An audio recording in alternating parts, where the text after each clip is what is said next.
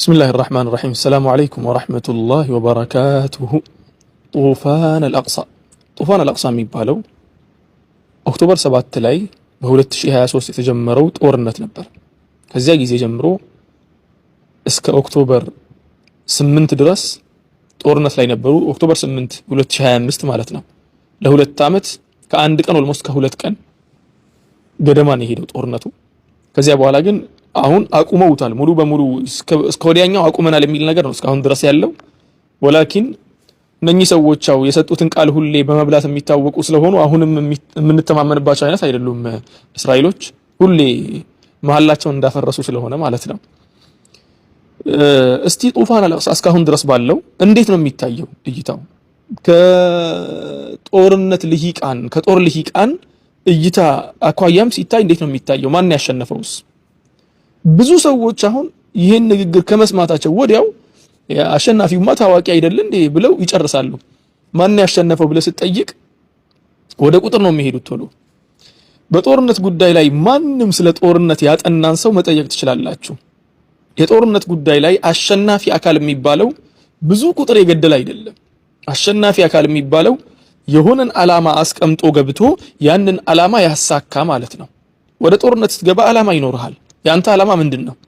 ያን ዓላማ አሳክታል አላሳካህም የሚል ነገር ብቻ ነው የሚታየው። አንድ የቁጥር ነገር ትርፍ ነው። ምክንያቱም አሁን ለምሳሌ ስለ ቪየትናም ጉዳይ ካነሳን አሁን ቪየትናምና አሜሪካ የሆነ ጊዜ ላይ አሜሪካ እኮ ቪየትናምን ወራ ነበር አይደል? የዚያኔ አሜሪካ ብዙ ሰዎች ፊልም ላይ ሲመለከቱ አሜሪካ አሸንፋ ነበር። ምክንያቱም በጣም ብዙ ሰዎችን ስለገደለች ኦልሞስት ከ1 ሚሊዮን በላይ እኮ ነው የገደለችው። እንደሚነገረው ከሆነ ወደ 1.5 ሚሊዮን ገደማ ነው የገደለችው። 1.5 ማለት ያው 1 ሚሊዮን 500 ሺህ ሰዎች ገደማ ነው የገደለችው። ከሷ ደግሞ አለቁ የሚባል ወደ 30 ሺህ ወታደር ነው። ስለዚህ ጭራሽ አይገናኝም። ግን ተሸንፎ አገሪቷን ጥሎ እየሮጠ ፈርጥጦ የወጣው ማን ነበር? አሜሪካ ነበረች። አፍጋኒስታንም እንደዚያው ነው። አፍጋኒስታን ላይም ያለቀው ሰው ስፍር ቁጥር የለው። መጨረሻ ላይ ግን በቃ ኮንትሮል ማድረግ ሲያቅታት ተዋርዳ ነው አገሪቷን ጥላ የወጣችው። ሁላችሁም አይታችኋል እንዴት ተዋርደው እንደወጡ። አውሮፕላናቸውን ይዘው ሲወጡ ማለት ነው። አይታችኋል። የአሜሪካ ዩኤስ ናቪ ነው የሚለው። እነኚህ ሰዎች ያውቁታል እንደተሸነፉ። ለዚያም ነው ብዙ ጊዜ ጦርነት ሲመዘን ሽንፈት የሚታየው በዚያ ሚዛን ነው የሚባለው። ኦኬ ዓላማቸው ምን ነበር? ምክንያቱም አሁን ጦርነት የሚለካው በዓላማ ነው ብለናል። ዓላማቸው ምን ነበር? ጡፋን አልአቅሳን ሲጀምሩ ገዛዎችም ሲጀምሩ ዓላማቸው ምን ነበር? እነኚህም መጀመሪያ ላይ ታርጌት አድርገው የነበረው ነገር ምንድነው? ጡፋን አልአቅሳ ሲጀመር ከስር መሰረቱ ዝም ተብሎ ከመሬት የተነሳና ሰውን ለመበደል የተደረገ ነገር አልነበረም። አንደኛ ነገር መሬታቸው የተዘረፈባቸው፣ ንብረታቸው የተዘረፈባቸው ከተለያዩ የፍልስጤም ክፍሎች ተሰብስበው ወደ ገዛ መጥተው ገዛ ላይ ተሰብስበው ሲኖሩ የነበሩ ከተለያዩ የፍልስጤም ክፍሎች የተውጣጡ የተወረረችው ፍልስጤም ወይ ደግሞ አሁን ላይ አንዳንድ ሰዎች እስራኤል እያሉ የሚጠሯት ማለት ነው። ከዚያ ተውጣጣው የመጡ ወንድሞች ገዛ ላይ ይኖሩ ነበርና መሬታቸውን ማስመለስ ግዴታቸው ነበር። ያንን መሬታቸውን ለማስመለስ እንኳን መሬታቸውን ሊያስመልሱ ቀርቶ ለ17 ዓመታት ያክል ተሰደው እንኳን ቤታቸውን ጥለው ወጥተው የሚኖሩበት ቦታ ላይ ማዕቀብ ተጥሎባቸው ከማንም ጋር እንዳይገናኙ በልተው እንዳይጠግቡ ተደረጉ ማለት ነው። የሆነ ነገር የሆነ የልማት ስራ መስራት ሲፈልጉ መተው ያወደሙባቸው እንዳይኖሩ ሲያስጨንቋቸው ነገሮችን እያጣሩ እንትን እያሉ በስተመጨረሻ የደረሱበት ነገር ምንድነው? ቀስ በቀስ ፍልስጤም የሚባለውን ነገር ይሄንን ጉዳይ ራሱ መግደል ተግባባን። ጉዳዩን መግደል፣ ሰዎችን መግደል ብቻ አይደለም ጉዳዩን መግደል፣ በቃ ሰው እንዲረሳው ማድረግ የሚል ነገር ተጀምሮ ሲኬድ ነበር። ቀስ በቀስ አረብ ሀገራትም ነገሮችን እየተቀበሉ መጡ። ትናንትና እስራኤልን ሲዋጉ የነበሩት እየተቀበሉ መጡ። እስራኤል የሚባለውን ወራሪ ኃይል እየተቀበሉ መጡ። ያን ነገር እየተቀበሉ ሲመጡ በቃ ገዛዎች አንድ ነገር ማድረግ አለባቸው። ወይ አልቀው ማለቅ። የሆነ ማህበረሰብ ነበር እዚህ ጋር ሲዋጋ የነበረ ከዚያ በኋላ ጂኖሳይድ ተፈጽሞበት ያለቀ ተብሎ ለታሪክ አልቀው ታሪካቸውን አስመዝግበው መሄድ ማለት ነው። አላህ ዘንድም ማዕዚረተን ኢላ ረቢኩም ነው خلاص። አላህ ዘንድም ሲሄዱ ተጠያቂ አይሆኑበትም ያለባቸውን ግዴታ ተወጥተዋልና አቅሳን ለመጠበቅ። ሁለተኛው ያለው ነጥብ ደግሞ ምንድነው? ወይ ደግሞ የግድ መኖራቸውን ማህበረሰቡን ዓለምን ማስታወስ አለባቸው። ተረስቷል እኮ ሲጀመር ፍልስጤም የሚባል ነገር ተረስቶ ነበር እኮ። ምክንያቱም ዌስት ባንክ የሚባለው እንደፈለጉ እየደበደቡ እየዘረፉ እንትን እያደረጉ ኤክስፓንሽኑን እየፈጸሙ ነው ያሉት በዚያ በኩል ማንም አይናገርም ስለ ፈለስጢን። ፈለስጢን የሚባለው ነገር ሲጀመር በናሬሽን ደረጃ ተበልቶ ነበር። በእንትን ደረጃ በዜናው ላይ ብትመለከቱ እነሱ ናቸው በዳይ የሚባሉት። የራሱ ምድር አጥቶ ራሱ ተዘርፎ ራሱ ተገሎ ራሱ ታስሮ ተበድሎ ራሱ ተመልሶ ወንጀለኛ ይሆናል በዓለም ደረጃ ማለት ነው። ከዚያ በኋላ 2022 ላይ ያህያ የጋዛ ውስጥ የነበረው ጦር መሪ የነበረው አንድ ንግግር አደረገ። ያ ንግግር ላይ ምን አለ? ወደፊት እርምጃ ይኖረናል አለ። ጡፋን ለቅሳ ማለቱ ነው። ያ እርምጃ ደግሞ አለ ያ እርምጃችን ደግሞ ምን ይሆናል ነው ያለው? ሁለት ዓላማ ይኖረዋል። የመጀመሪያው ዓላማ መጀመሪያ የኦስሎ ስምምነት የሚባለው ሲፈራረም ብዙ ሰዎች አያውቁም የኦስሎ ስምምነትን። የኦስሎ ስምምነት ላይ ራሷን የቻለችና ሉዓላዊት የሆነች ፈለስጢን ሀገርና ራሷን የቻለችና ሉዓላዊት የሆነች እስራኤል ሀገር በሚል ነበር የተፈራረሙት። እነማ እነ ያሲር አረፋት እነ ማህሙድ አባስም ያው ዛኔ ኢቭን ከተፈራረሙት መካከል አንዱ ማህሙድ አባስ ነበር። ግን መሪ የነበሩት በዚያ ጊዜ ያሲር አረፋት ነበር። ያን ነገር ተፈራረሙና ጨረሱ። ያ ነገር ተፈጻሚ ሆነ አልሆነም። ፈለስጢን የምትባል ሀገር አሁን ላይ የለችም። ማንም ሪኮግኒሽን አይሰጣትም። በጣም ጥቂት ሀገር ናት እውቅና የሰጧት። ስለዚህ አሁን እሱ ምን አለ? የዚያኔ ኦስሎ ላይ ቃል የተገባውን ነገር የዓለም ህግ የተባለውና ቃል የተገባውን ነገር ማስፈጸም አለ። ማለትም የፍልስጤንን እውቅና ዓለም እንዲሰጣት ማድረግ የዚህ ጦርነት ዓላማ። አሊያም ደግሞ አለ የመጀመሪያው ይሄ ነው። ይሄኛው አንደኛ ነው። ሁለተኛ ደግሞ ሌላ ወይም እያለ እኮ ነው ኦር በሚል ማለት ነው። ማለትም ከሁለቱ አንዱን ካሳካ አሳክቷል ነው የሚባለው። ሁለተኛው ይሄንን በዳይ የሆነ አረመኔያዊ የሆነ ይሄ የናዚ ቅሪት የወራሪውን ኃይል ማጋለጥ ነው ያለው። ዓለም በደንብ አድርጎ እነሱን እንዲያውቃቸው አዋርደን እነሱን አጋልጠን የነሱን ማንነት ዓለም እንዲረዳ ማድረግ ነው። ምክንያቱም ዓለም በአጠቃላይ እነሱን በጣም ኪዩት አድርጎ ነበር የሚያስበው። በጣም መልካም፣ እነሱ ጥሩ፣ በቴክኖሎጂ የረቀቁ ብልጦች አድርጎ ነበር የሚያስበው። ጦርነቱ ተጀመረ። በማይታሰብ ሁኔታ ጀርመን በነገራችን ላይ እስከ ቅርብ ጊዜ ድረስ እስከ ወራት ጊዜ ከወራት በፊት የምታስታውሱ ከሆነ ብዙ ጀርመኖች እንትን አለባቸው ዑቅደተ ናዚያ የሚባል ነገር አለ። የዚያኔ ናዚያ የተደረገ ነገር ይሰማቸዋል፣ ፊል ያደርጋሉና ያን ነገር ለማካካስ በሚል እስራኤሎችን በጣም ይደግፉ ነበር።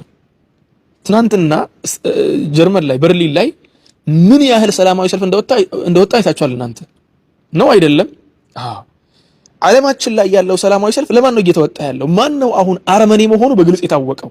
እስራኤል አረመኔ መሆኗ በግልጽ 100% ዓለም በአጠቃላይ ተስማምቶበታል። አሁን ዓለም ውስጥ እስራኤልን የሚደግፉ አሉ። አሁን ለምንድነው የሚደግፉት? ብዙ ጥቅሞች ስላሏቸው ነው እንጂ አረመኔነቷን ማንም አይክድም። ኢቭን ነዋሪዎቿ እንኳን ሳይቀሩ ትናንትና ሞሳድ ላይ ሲሰሩ የነበሩ ሰዎች እኮ ዛሬ ላይ ወጥተው እየተፈጸመ ያለ ነገር ጂኖሳይድ ነው ብለው እየተናገሩ እኮ ነው። የእስራኤል የሆሎኮስት ታሪክ አጥኚዎችን ተዋቸው። እነሱን የሆሎኮስት ታሪክ አጥኚ የሚባሉት ወይ ደግሞ ሆሎኮስት ማለት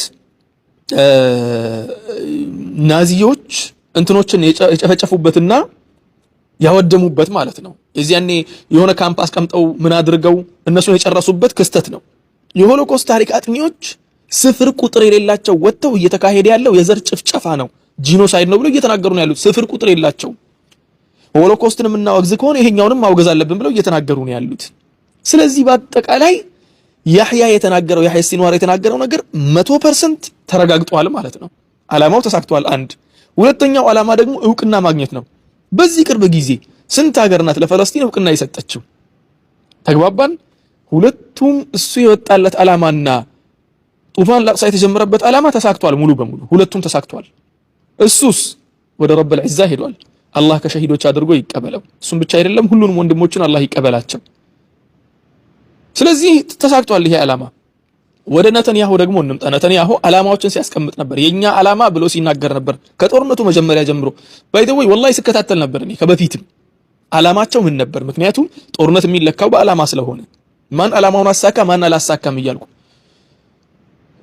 የያህያን ቪዲዮ ሰማ መጀመሪያ ላይ አላመንኩም ነበር። ይሄ ነገር አይሳካም። ምክንያቱም ዓለምን እነኚህ ሰዎች ኮንትሮል አድርገዋል፣ ሚዲያ ኮንትሮል አድርገዋል፣ ምን ኮንትሮል አድርገዋል። በቃ እነኚህን ሰዎች ዓለምን ማስጠላት ማለት በጣም ከባድ ነገር ነው ብዬ ነበር ሳስብ የነበረው። እንዲሁም ቀድሞ የመጣው እሱኛው ነው። ዓለም ለነሱ ሪኮግኒሽን መስጠት የሚለውን ጭራሽ ውስጥ ያልመጣም ነበር። አላህ ደግሞ አድርጎት አሳየን። ከዓለም ውስጥ እኮ አሁን ሪኮግኒሽን አንሰጥም ብለው እኮ እየተከራከሩ ያሉት ሀገራት በጣም ጥቂት ሀገራት እኮ ናቸው። አብዛኞቹ የማይታወቁ ካርታ ላይ የማይታዩ በሆነ በቃ በማይክሮስኮፕ አድርገህ ካላየኸው የማይታዩ ናቸው። ካርታ ላይ እንኳን በጣም ትናንሽ ሀገራት ማለት ነው። ከትላልቅ ሀገራት አንዱ አሜሪካ ናት። ለዚያም ነው እስካሁንም ድረስ ነገሩ እየተንዛዛ ያለው እንጂ የፈለስጢን ጉዳይ አልቆ ነበር በዚያ በኩል። ስለዚህ አሁን ያህያ ያስቀመጠው ነገር ሁለቱም ተሳክቷል። انتهى الامر رحمة الله على كل شهداء اقصى። በሁለተኛ ሳይድ ደግሞ ወደ ነተንያሁ መጣለን። ነተንያሁ ያስቀመጠው ዓላማ ምን ነበር? የመጀመሪያው ዓላማ ሙሉ በሙሉ የሐማስ አመራሮችን ማጥፋት ነበር ያለው። አጥፍቷል አላጠፋም እንኳን ሊያጠፋቸው ቀርቶ ትላልቆችን ገሏል። ነዓም ትላልቆችን ገሏል ማለት ደግሞ አጥፍቷል ማለት አይደለም። ይሄንም መገንዘብ አለብን። ምክንያቱም እሱ ገድያለሁ ብሎ ሲፎክርበት የነበረው አንዱ አሁን ለምሳሌ የኻን ዩኒስ መሪ የነበረው ኻን ዩኒስ የምትባል አካባቢ ያለችና የዛ መሪ የነበረው ሁለቴ ነው ተገሏል ተብሎ የተነገረው። አንዴ ተገሏል ተብሎ ተነገረ፣ ሁለተኛ ተገሏል ተብሎ ተነገረ። ድንገት ባለፈው የእንትኖችን ምርኮኞችን አውጥተው እንትን ሲሉ ወጥቶ ሰው ሁሉ ደነገጠ። ምክንያቱም በሚዲያ ደረጃ ተወርቶ ነበር በቃ ተገሏል ተብሎ የእስራኤል ሚዲያዎች በጣም ሲያወሩት ነበር። ሰውየው በጣም ጀግናም ስለነበር ማለት ነው። እንደነሱ ያሉት ናቸው አሁን ወደ አመራር ብቅ እያሉ ያሉት ማለት ነው። ስለዚህ አመራሩን አጥፍቷል አላጠፋም። ውጭ ያሉትን አመራርም መጀመሪያ መስመር ላይ ያሉትን ሲጥላቸው ሁለተኛ መስመር ላይ ያሉት ሙሉ በሙሉ መተዋል አሁን ወደ መጀመሪያ መስመር። እሱ የመሰለው ልክ እንደ ሒዝቡላህን እኮ የመጀመሪያው መስመር፣ ሁለተኛው መስመር፣ ሶስተኛው መስመር ባንዴ እኮ ነው ያወደመው። ሶስቱ ከወደመ ደግሞ ከዚያ በኋላ ተመልሶ ራሱን እንትን ማድረግም በጣም ከብዶታል ሒዝቡላህ። እንደዚያ መስሎት ነበር። እንኳን ሶስተኛ መስመር ጋር ሊደርስ ሁለተኛ ደረጃ አመራሮችንም ሊያጠፋ አልቻለም። ውጭ ያሉትን እንኳን ውስጥ ያሉትን ማለት ነው። ስለዚህ ያልተሳካለትም አንደኛ ነው። ሁለተኛ ዓላማው ሐማስ የሚባል ነገር በአጠቃላይ ሙሉ በሙሉ ማውደም ነው ያለው፣ ማጥፋት። እንኳን ሊያጠፋ ቀርቶ ጦርነቱን እናቁም ብለው ውይይት ላይ በነበሩበት ሰዓት 2 ሜርካቫ ታንኮችን አንድደው ነበር። አይገርማችሁ? 2 ዓመት ሙሉ ሲዋጉ ከርመው 2 ዓመት ሙሉ በቃ አጥፍተናል ብለው እነሱ እያሰቡ ባሉበት ሰዓት ላይ ይሄን ያደረጉ። በቅርቡ ከ3 ነው 2 ወር በፊት የእስራኤል ጦርን እኮ ማርከው ነበር አይደል? አስባችሁታል? እየጠፉ ነው እየተባሉ ያሉ ሰዎች ያንተን ጦር ያን ሁላ ስንት ሚሊዮን ዶላር የፈሰሰበትን ንብረት እያወደሙ ያንተን ጦር በእጅ ደርሰው ሲማርኩት የነሱ መሳሪያ በአጠቃላይ ማርከው በቪዲዮ ሲለቁ ገለዋቸው ሙታቸውን ሲማርኩ አስቡት። ስለዚህ አሁን ያለው ምንድነው? ያለው ሁለተኛው ዓላማ እንኳን ሊሳካ ማለት ነው። አሁን ትናንትና የሐማስ ጦር አይታቸዋል ወጥቶ ሲፎክር ማለት ነው። ቢፎክሩም ሐቃቸው ነው። ፉከራ ብቻ አይደለም፣ በተግባር ስላሳዩ ወጥተው ሲያሳዩ ነበር።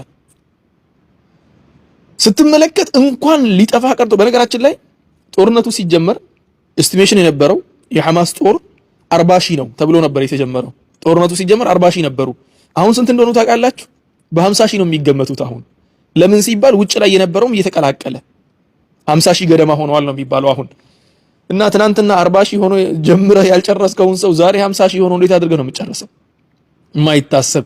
ለነተንያሁም የገባው ይሄ ነበር። በቃ እነኚህ ሰዎች የሚያልቁ አይደሉም። ምክንያቱም ሐሳብ ነው። በቃ ትግል እኮ ነው። ታጋይ ልትገል ትችላለህ። ትግልን ግን ሐቀኛ ትግል እስከሆነ ድረስ መግደል አትችልም፣ ከባድ ስለሆነ ማለት ነው። ሶስተኛው ዓላማቸው የነበረው የገዛን ሰዎችን ማፈናቀል ነበር፣ ሙሉ በሙሉ ከገዛ እንዲወጡ ማድረግ። የገዛ ህዝብ ደግሞ ቀልደኛ ህዝብ ነው፣ ወላሂ ፌዘኛ ህዝብ ነው። በጣም የሚገርሙ ፌዘኞች ናቸው። እንዴት በሉኝ። ሰዎቹ እንዲህ በቃ ከልባቸው እየተዋጓቸው እንትን እያደረጓቸው እነሱ ይቀልዳሉ፣ በቃ በጣም ያፌዛሉ። እኛን ከዚህ ልታስወጡ ምናምን እያሉ ማለት ነው። ስለዚህ የገዛን ህዝብ ከዚያ ማውጣት የማይታሰብ ነገር መሆኑ ገባቸው። ባይሆን በተቃራኒው እነሱ ባላሰቡት መልኩ ትናንትና ሙሉ በሙሉ በእጃቸው የነበረው ሚዲያ እያመለጣቸው መጣ። ከእጃቸው እያመለጠ ቀስ በቀስ እያፈተለከ ቀስ በቀስ የዓለማችን ሚዲያ በአጠቃላይ እነሱ ላይ እንትን እያሉ ዘመቻ እየከፈቱ ምን ያንን ሲመለከት ነተንያሁ ከዚህ በኋላ የሚቀጥል ከሆነ በነገራችን ላይ ብዙ ሰዎች ያልተረዱት ነገር አለ። የእስራኤል ደጋፊዎችም ያልተረዱት አንድ ነጥብ አለ። እሱ ምንድነው? እስራኤሎች የነሱ የኃይል ምንጭ ከውስጥ ይመስላቸዋል። አብዛኛው ሰው ነው፣ ከውስጥ አይደለም። የእስራኤል የኃይል ምንጭ ውጭ ላይ ካላት እርዳታ ነው። አሜሪካ ብቻ እንደ ሀገር እኮ እሷን የምትረዳው 3.5 ቢሊዮን ዶላር እኮ ነው በየአመቱ እሷን የምትረዳው በየአመቱ። ጦርነት ሲከፈት ደግሞ ያለ መታከት ነው የምታግዘው። ሙሉ በሙሉ እንትን ከፍተው ነው በቃ መጋዘናቸውን ከፍተው መሳሪያቸው እንዳለ ያግዙላቸዋል ጦርነት ሲጀመር ማለት ነው። ስለዚህ አሁን አሜሪካ ሳትቀር ጄንዚ የሚባለው አዲሱ ትውልድ የ2000ዎቹ ትውልድ ነቅቷል። በቃ አሁን خلاص አሜሪካ ውስጥ ያሉት ትውልድም ነቅቷል። አሁን ኢቭን ሌላው ቀርቶ እኮ ማጋው ሲሰራ የነበረው እንትና ክርክ ነው ማን ነው የሚባለው ባለፈው የተገደለው ቻርሊ ክርክ እሱ እኮ ሐሳቡን መቀየር በጀመረበት ሰዓት እኮ የተገደለው። እንዲሁም የገደሉት እነሱ ናቸው ተብሎ የሚጠረጠረው ለዚያ ነው። አንደኛው ሐሳቡን ልክ መቀየር ሲጀምር እስራኤሎች ትክክል አይደሉም እየሄዱበት ያለው አካሄድ የሚለው ነገር እየገባው ሲመጣ አንዳንድ እንትኖች ላይ ኢንተርቪው ላይ እነሱ ማፋጠጥ ሲጀምር ሳይቀድመን እንቅደም በሚል ቀደሙት ነው የሚባለው። ምን ልላችሁ ፈልጌ ነው የነሱ ትናንትና ሲደግፋቸው የነበሩ ትላልቅ ጋዜጠኞች ሳይቀሩ ተቃራኒ ሆነው ሲናገሩ አዩ። ከዚያ በኋላ ለነተንያሁ የሚገባው ምንድነው? ይሄን ጦርነት እንዲህ መቀጠል ከሆነ ሰዎችን መጨፍጨፌን መቀጠል ከሆነ የኔ እርዳታ በአጠቃላይ መጣው ከውጭ ነው። ይህቺ ትንሽ የቀረችኝን ሰዎች የሚሰጡኝን አሁን አዘኔታ ሊሆን ይችላል እርዳታ ሊሆን ይችላል ይሄን ነገር በአጠቃላይ እንትን ማድረግ አልችልም የሚል ነገር ሲሰማው ነው ትራምፕም ይሄን ነገር ሲመለከት ወደ ውድመታቸው እየሄደ መሆኑ ሲገባው ማቆም አለብን በሚል የተረጋጉት እንጂ አብዛኛው ሰው የሆነ ትራምፕ በቃ መልካም ነገር ያደረገ አድርገው የሚያስባሉላ የእስራኤል መጥፋት እየታያቸው ሲመጣ ነው። ምክንያቱም እስራኤል የምትኖረው ከውጭ ነው ብያቸዋለሁ። በውጭ እርዳታ ብቻ የምትንቀሳቀሰው ያ ነገር ነው ያለው። ደግሞ ሌላ ተጨማሪው ነገር ምንድነው? ተጨማሪው ነገር እነሱ ራሳቸው የነሱ የጦር አመራሮች ሁላ ሳይቀሩ ትናንትና ከነሱ ጋር ጦርነት ውስጥ ሆነው ሲዋጉ የነበሩት ሰዎች ሁላ ሳይቀሩ ወጥተው እነሱን እያወገዙ ነው ያሉት። ይህ ነገር የሚቀጥል ከሆነ ደግሞ ዓለምን በአጠቃላይ ወደ እነሱ ያዞራል። ያ ነገር የሚገባቸው ደግሞ ህዝብ በነገራችን ላይ ብዙ ጊዜ ህዝብ ይናቃል። ከተናቀ በኋላ ደግሞ ራሱን አንዳንዴ የሚያስመሰክርበት አጋጣሚዎች ይኖራሉ። ለምሳሌ ያክል የኒውዮርክ ማህበረሰብ በጣም ይናቅ ነበር። ኒውዮርክን ለመያዝ አይፓክን መያዝ ብቻ በቂ ነው ተብሎ ነበር የሚታሰብ። ምክንያቱም በዓለማችን ደረጃ ከእስራኤል ቀጥሎ የአይሁዶች ስብስብ ቁጥር 2 የሚባለው እነሱ ጋር ነው፣ ኒውዮርክ ውስጥ ነው የሚኖረው። ኒውዮርክ ላይ እንትን ለመሆን አንተ ከንቲባ ለመሆን አይታሰብም ከእስራኤሎች ጋር ግጭት ካለብህ። ማምዳኒ የሚባለው እንትን ደግሞ ተወዳዳሪ አይደለም ከእስራኤሎች ጋር። የእስራኤሎች ጠቅላይ ሚኒስተር የሚባለውም ማን ነው? ይሄ ነተንያሁ ቢመጣ አስራዋለሁ የሚል ሰው ነበር። ምርጫ ላይ አሸንፎ ነበር አላሸነፈም? አሸንፎ ነበር። የመጀመሪያውን ዙር በደንብ አድርጎ እንዳሸነፈ አስታውሳለሁ። ያ ነገር ራስ ምታት ነው የሆነባቸው። ምክንያቱም አይፓክ በዓለም ደረጃ በአሜሪካ ደረጃ ኃይል አላት ተብሎ የሚታሰብበት ቦታ ላይ የአይሁዶች ቁጥር በጣም ከፍተኛ ነው ተብሎ የሚታሰብበት በ10 ምናምን ወደ 7 ሚሊዮን ገደማ ናቸው ተብሎ የሚታሰብበት መንደር ላይ የሚሸነፉ ከሆነ ህዝቡ እየነቃ መሆኑ ገባቸው። ያን ነገር ለማስተካከል ያላቸው አማራጭ ደግሞ በተቻላቸው አቅም ቶሎ ብለው ይሄንን ጦርነት አቁመው፣ ምክንያቱም ማጥፋት እየቻሉ አይደለም፣ ጦርነቱን አቁመው ሌላ ነገር መግባት ደግሞ። ሌላው ደግሞ ሰሞኑን እናንተ ያልሰማችሁት ነገር አለ ብዬ አስባለሁ። ፍሎቲላ የሚባለው እንትን አብዛኛው ሰው የፍሎቲላ ጉዳይ አልገባውም። ፍሎቲላ ምናምን ብለው መርከብ ሲሄድ አልነበረም? የእርዳታ መርከብ። ያ መርከብ ትንሽ ነገር መስሎት ነበር አብዛኛው ሰው። አይደለም። ያ መርከብ ላይ የነበሩት የ44 ሀገራት ዜጋ ነበሩ። እነኚህ ዜጎች ሄደው ተይዘው መመለሳቸው አንደኛ ነገር ቅራኔ ፈጥሯል። ከሀገሪቷና ከእስራኤል ጋር ትንሽ ቅራኔ ይፈጥራል በእርግጠኝነት። በመንግስት ደረጃ እንኳን ነገሮችን ባይቀይር በማህበረሰብ ደረጃ ያንተ ልጅ እዚያ ሀገር ሄዶ ያንተ ዜጋ እዚያ ሀገር ሄዶ ለእርዳታ ብቻ ሄዶ እየተመለከትከው ምንም የጦር መሳሪያ ሳይይዝ ለእርዳታ ብቻ ሄዶ እንደዚያ ተይዞ ተዋርዶ ተተፍቶበት ተመናጭቆ ሲመለስ ስትመለከት፣ ለዚያ እኮ ነው ብዙ ጊዜ ትግል የሚባለው ነገር ትግል ላይ የማይሆን መልስ መስጠት፣ መጥፎ መልስ መስጠት ልብን ያነሳሳል። ደምን ማፍሰስ ደግሞ ሌላ ደም ያፈላል ይባላል። ሌላ ደም የሰውን ደም ማፍሰስ ሌላ ደም ያፈላል። ፍሎቲላ ላይ ከነበሩ ሰዎች የሆኑ ሰዎች ቢገደሉ አሁን አስባችሁታል? የዚያ ሀገር ዜጎች እስራኤልን የዘላለም ጠላት አድርገው ነው የሚወስዷት። ከዚያ በኋላ ኢቭን በፊት እነሱን የሚደግፋቸው እንኳ እንዴ እነኚህ ልጆች እኮ በሰላም እኮ ነው ሄዱት፣ ምንም ሊያደርጉ አይደለም የሄዱት፣ ለእርዳታ ብቻ ነው ሰዎችን እናብላን ያሉት እንጂ ጦረኞቹን አይደለም ለማብላት እየሄዱ ያሉት፣ ኖርማል ህዝቡን ነው። ይሄን ያለውና ያ ነገር ፍሎቲላም በጣም ትልቅ ሚናን የተጫወተው። ብዙ ሰዎች ለማዋረድ ሞክረዋል። ፍሎቲላ እንትን ነው ዝም ብለው ወጣቶች ተሰብስበው ምናምን አይደለም፣ ትልቅ ስራ ነው የሰራው።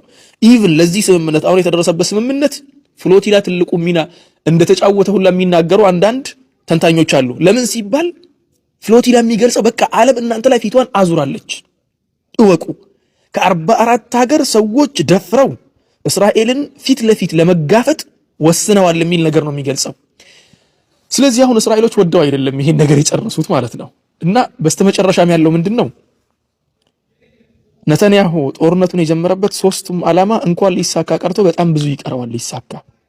ስለዚህ ማንም ወደደ ማንም ጠላ እስራኤል ተሸነፈች ሳይሆን በህይወቷ 6 የአረብ ሀገራት ተሰብስበው ያላደረጓትን ነገር ትንሿ ጋዛ እስራኤልን፣ አሜሪካን፣ ጀርመንንና ብዙ ዌስተርን ሀገራትን ሰብስባ ጨምቃ አሳየቻቸው። ያቺ ትንሽዬ ከተማ ትንሽዬ መንደር ማለት ነው። አቅማቸው ማን ላይ ነው? ህፃናቶች ላይ። አቅማቸው ማን ላይ ነው? አዛውንት ላይ። አቅማቸው ማን ላይ ነው? እንስቶች ላይ። ከጀግና ጋር ሲጋፈጡት ጀግናንም አይታቸዋል። ጀግኖች እኮ በባዶ እግራቸው ወጥተው ያንን እስከ አፍንጫው ድረስ የታጠቀውን ጦር እንትኑ ላይ ሜርካቫ ላይ ወጥተው እኮ እንትኑ ምንድነው የሚባለው ታንኩ ላይ ሜርካቫ ታንክ ላይ ወጥተው ቦምቡን እኮ ውስጥ የሚያስቀምጡ ሰዎች እኮ ናቸው። ገራሚ ጦረኞቹ ማን እንደሆነ አይታቸዋል። እነሱ ግን ኃይላቸው ማን ላይ ነው? ህፃን ላይ፣ ምንም አቅም የሌላቸው ላይ፣ እነሱ ላይ ነው። ስለዚህ አሁን ያለው ነገር ምንድነው? ማንም ሚዛናዊ የሆነ ሰው ከጦርነት አንፃር ማን ያሸነፈው ይባል በእርግጠኝነት ያለምንም አንገራገር በብዙ ልዩነት ጋዛ አሸንፋለች። በብዙ ልዩነት። የቁጥር ነገር ሲነሳ ደግሞ ቁጥሩን እኮ መለስ ብላችሁ ማጥናት እኮ ነው። ማን ነው የተገደለው? ቁጥር ውስጥ ማን ነው የተገደለው? ከ60 ሺህ ውስጥ እኮ 17 ሺህ ገደማው እኮ ህፃናት እኮ ናቸው። ህፃናትን መግደል ታዲያ ጀብድ ነው?